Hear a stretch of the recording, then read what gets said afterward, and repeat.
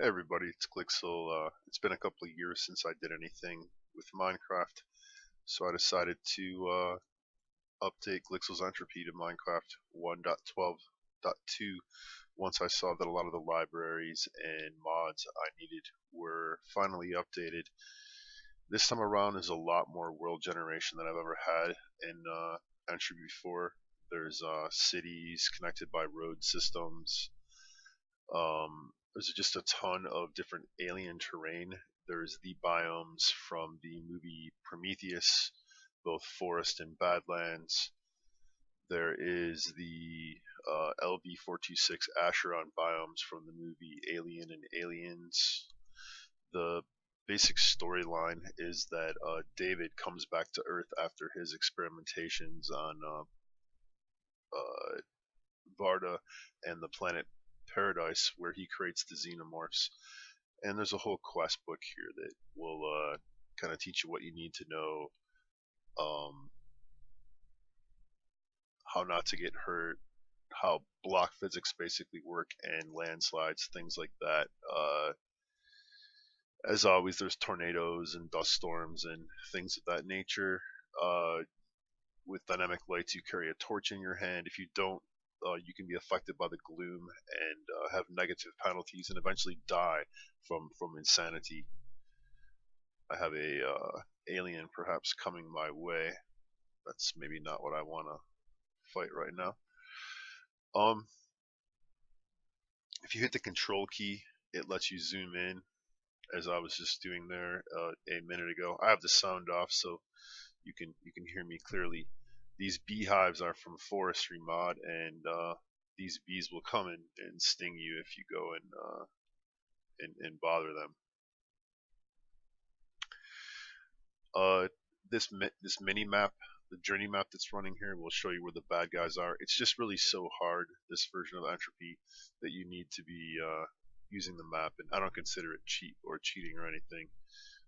Pam's Harvestcraft is in play. You can find those gardens. Along the rivers, these rivers are sort of the barrier between the alien biomes and the vanilla biomes. As you can see, that it's more terraforming from the planet Paradise. You can use a hoe on this and do everything else like it was real grass and dirt.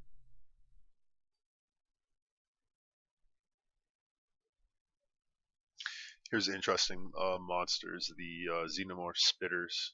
Oop, see? I'm gonna have to run away from that thing. They shoot an acid projectile that is really nasty. Maybe I'll go back and see if I can peek at one again. But these buildings that you can see up here, pretty much the buildings everywhere, most of them are occupied, and they have chests and things in them with guns and ammo and armor and stuff like that, and supplies, food. And if you can defeat the hostile occupants, it will it'll unlock for you. So it's pretty cool. Then you can take them over as your house or whatever you want to do. But there's all kinds of different aliens in this pack. So here we are in the Varda Badlands, and I was going to show you one of the features I just added. This is a grave that you can find in any of the alien biomes, and if I had a pick on me, I would show you that when you mine them, you'll find at least one bone, maybe some rotten flesh, and perhaps a gold nugget, which represents the deceased tooth fillings. Sorry to be macabre.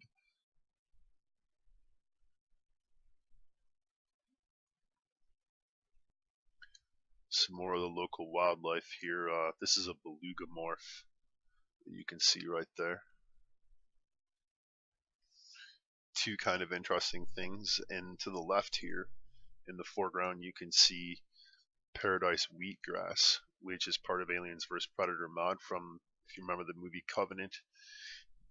That was the wheat that was there. If you break that wheat here, you'll get a at least one wheat and one wheat seed. This thing that you see to the right here is a fairy ring, I believe, and if you dig down, then they're very rare. If you dig down in the middle of it, it will. I think there's gems or something like that'll be inside there. Some more wildlife in the Varda Badlands. These are trilobites from the movie Prometheus. They're pretty cool. They have a leaping attack that's really creepy.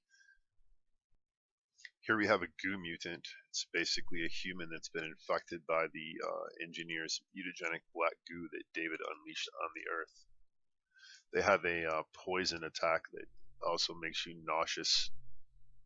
Here we have an Aethon, which is a Geiger-inspired dragon-like monster. Anyways, I think I showed you enough. I'll let you kind of play it on your own. If you look in the description, the link in this YouTube video, you can see how to get the mod pack. It's super simple. You just go to the page and there'll be install this mod link, and you just click on it, and it tells you what to do, from just clicking to download the launcher to typing in Glixyl's Entropy. It only takes a few minutes to really get Entropy up and running. Also, Ulandos and others have made videos on how to install a Technic pack if you have problems. Anyways, this is just my first video. I'll do something more of a guide for how to play it later on. Take care.